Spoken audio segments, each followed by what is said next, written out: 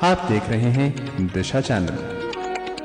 शुभ समाचार के प्रायोजक है NHPC, energising India with hydro power.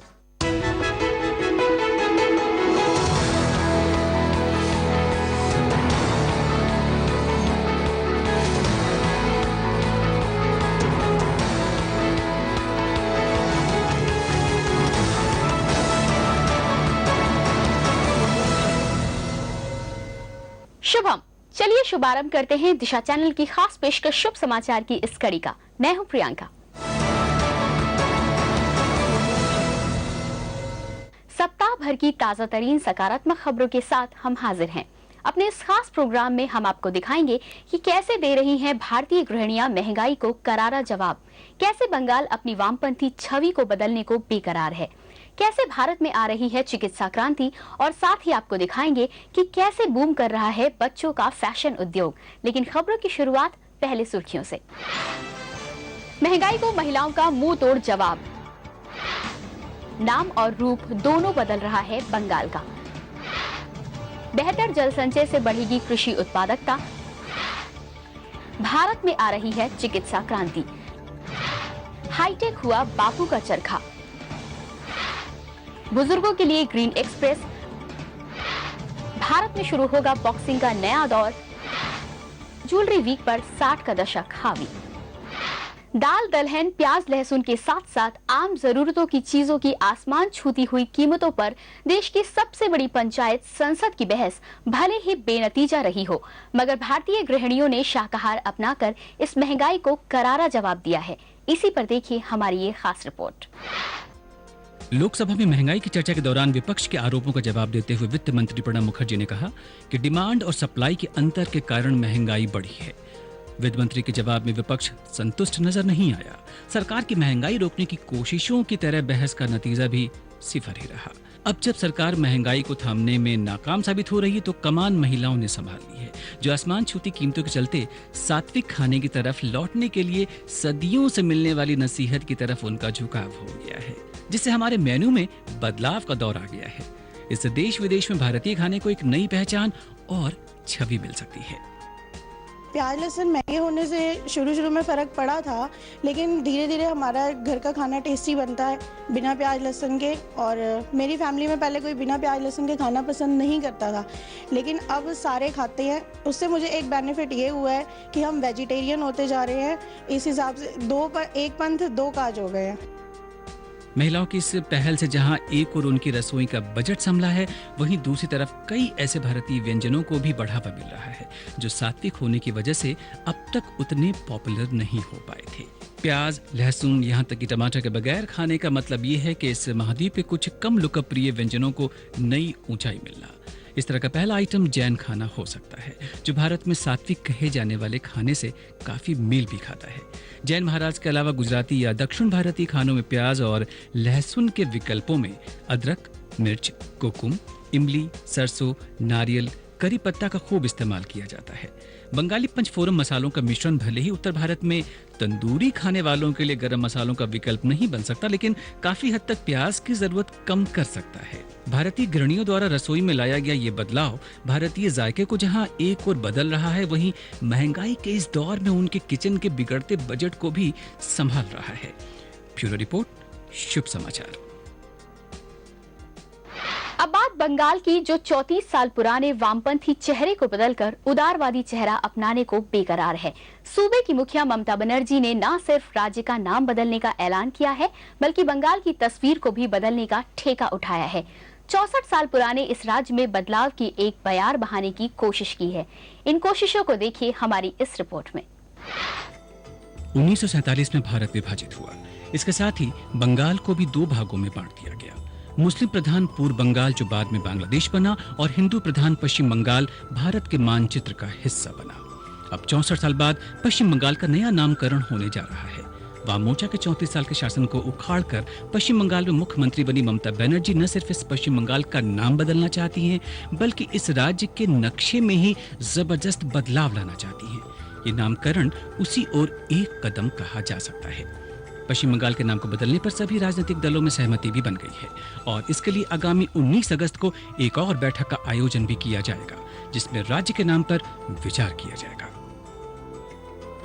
আমরা আজকে যেটা সিদ্ধান্ত নিয়েছি যে বাংলার আমরা অ্যাডমিনিস্ট্রেশনের কারণে কিন্তু বাংলার ঐতিহ্য বজায় রেখে বাংলার যে একটা ভূমিকা স্বাধীনতা আন্দোলনের সময় তার আগে সমস্ত কিছু বজায় রেখে ঐতিহাসিক দৃষ্টিভঙ্গি বিচার করে বাংলার মর্যাদা বিচার করে আমরা এমন কোনো নাম ঠিক করব যাতে কেউ কোনো হার্ট না হয়। गौरतलब है कि राज्य का नाम बदलने का पहला सुझाव 1974 में कांग्रेस शासनकाल में दिया गया था। इसके बाद 1999 में वाम मोर्चा के सत्ता में रहने के दौरान भी ये सुझाव दिया गया, लेकिन कोई ठोस फैसला इस ओर नहीं लिया गया। ममता ने न सिर्फ नाम बदलने का प्रस्ताव रखा है, साथ ही साथ पश्चिमी मिदनापुर, उत्तरी 24 परगना, वर्धमान और जलपाईगुड़ी के सौंदर्यीकरण का भी फैसला किया गया है, जिससे वहां बेहतर प्रशासन हो सके। সরকারের পক্ষ থেকে 4টে জেলার কথা বলা হয়েছিল ফার্স্ট ফেজে, সেটা হচ্ছে বর্ধমান জেলা, Bardhaman Asansol industrial belt and rural belt administration নতুন করে ইনফ্রাস্ট্রাকচার তৈরি করার জন্য, জলপাইগুড়ি আলিপুরদুয়ার বলা হয়েছিল মেদিনীপুর পশ্চিম, ঝাড়গ্রামটা আলাদা করে করবার জন্য, যেহেতু জঙ্গলমহলের অনেক অঞ্চল আছে যেখানে খাদ্য পৌঁছতে হবে। আর সরকার বলেছিল উত্তর 24 পরগনা, 4টে মিটিংয়ে আরও প্রস্তাব এসছে মুর্শিদাবাদ জেলা এবং দক্ষিণ 24 परगना जिला। ममता बनर्जी ने जब से सत्ता संभाली है, राज्य की तस्वीर बदलने की कवायद भी उसी दिन से शुरू कर दी है। नया नाम तो उसकी बानगी पर है। ममता बनर्जी के इरादे काफी बुलंद हैं, जिससे वो दर्शा भी चुकी हैं। हाल ही में कोलकाता को संवार कर लंदन जैसा बनाने के अपने नए चुनावी वायदे को पूरा करने के लिए उन्होंने महत्वाकांक्षी गंगा तट के सौंदर्यीकरण परियोजना की शुरुआत भी की है। इतना ही नहीं, कभी रतन टाटा को बंगाल से गुड बाय कहने के लिए मजबूर करने वाली ममता अब उद्योगपतियों को बंगाल में आने का न्योता भी दे रही हैं। पश्चिम बंगाल का नाम तो भले ही बदल जाएगा, मगर ये तो वक्त ही बताएगा कि ममता कोलकाता को लंदन और पश्चिम बंगाल को नए नाम के साथ साथ नए विकास के दौर में ले जा सकने में कितनी सफल होती हैं। ब्यूरो रिपोर्ट, शुभ समाचार। देश को 2009 में सूखे का सामना करना पड़ा था, जबकि इस साल मौसम विभाग ने देश भर में सामान्य मानसून का अनुमान लगाया है, लेकिन इससे चिंतित होने की जरूरत नहीं है।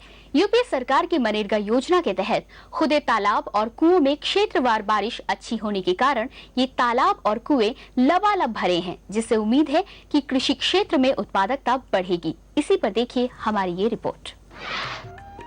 मॉनसून ने यूपीए सरकार की महत्वाकांक्षी महात्मा गांधी रोजगार गारंटी योजना के मजदूरों की मेहनत में रंग ला दिया है। मनरेगा के तहत खुदे तालाबों में पानी काफी जमा है। इसका कारण ये है कि क्षेत्रवार वर्षा का वितरण अब तक ठीक रहा है। इससे खरीफ सीजन के बेहतर रहने का संकेत मिलता है। गांव में सूखे पड़े तालाबों के भरने से किसानों के चेहरे पर चमक लौट आई है। पहले पानी बह जाता था, 2-3 गांव आगे जाकर पानी धोरों में रुकता था, जिसका इस गांव को कोई फायदा नहीं था। और एनीकट बनने से अब पानी इसमें रुकता है। सालाना 80% बारिश के लिए हम दक्षिण पश्चिम मानसून पर निर्भर हैं। पानी एक दुर्लभ संसाधन है। चावल, गेहूं और गन्ने की फसल को काफी पानी की जरूरत पड़ती है। इसलिए ज्यादा भंडारण क्षमता तैयार करने के लिए सरकार की मनरेगा योजना की सकारात्मक पहल का नतीजा इस साल देखने को मिल रहा है। इस बार तालाबों में भंडारण 75% से ज्यादा हुआ है। इसके कारण राजस्थान जैसे राज्य में भी पानी की किल्लत कम हुई है। मैं बचपन से देखता आ रहा हूँ कि यहाँ पानी की भयंकर समस्या थी। 8-10 किलोमीटर दूर से ला करके हम पानी पी करके जीवन बिताते थे, और ये हम सोचते थे कि कभी हमारी बाढ़ जैसी समस्या हल होगी, पर नरेगा के द्वारा कैरली नाडी बन जाने से हमारी काफी समस्या हल हो चुकी है। अब जो कैरली नाडी के अंदर पानी आ रहा है वो हमारे खुशी के आंसू है। पिछले साल देश में जलाशयों में पानी का स्तर 26.30 अरब क्यूबिक मीटर था, जो इस साल 14 जुलाई तक बढ़कर 45.60 BCM तक पहुंच गया है, जो पिछले साल के मुकाबले 75% ज्यादा है, जिससे भूमिगत जल स्तर में सुधार तो दर्ज हुआ है, जिसके कारण प्रधानमंत्री की आर्थिक सलाहकार परिषद ने 2011-2012 के दौरान कृषि क्षेत्र की वृद्धि दर 3% रहने का अनुमान जताया है, जिससे महंगाई पर रोक लगाने में मदद मिलेगी। ब्यूरो रिपोर्ट, शुभ समाचार।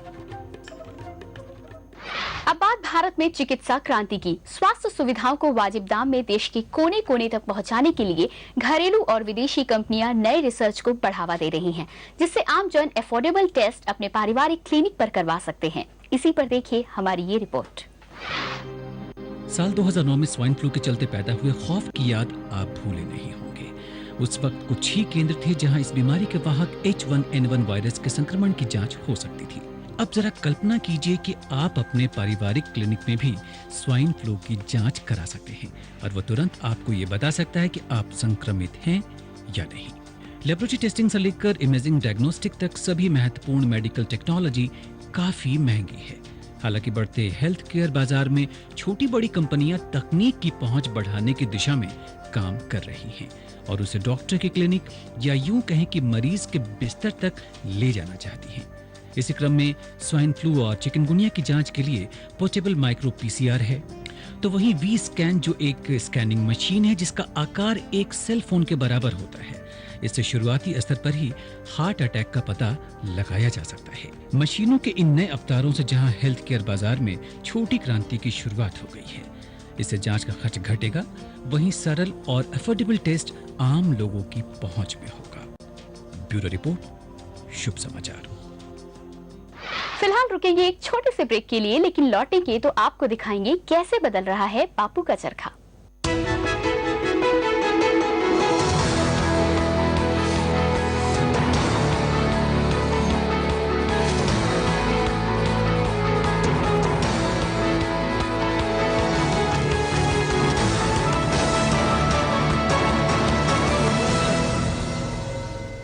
NHPC Limited, harnessing India's hydro potential, awarded Mini Ratna Category 1 status, energizing India with hydro power. NHPC Limited. Ajanta, खाने को बनाए रंगीन, खूबसूरत और आकर्षक। बेकिंग पाउडर और फूड कलर्स की दुनिया में 60 वर्षों का विश्वास। अजंता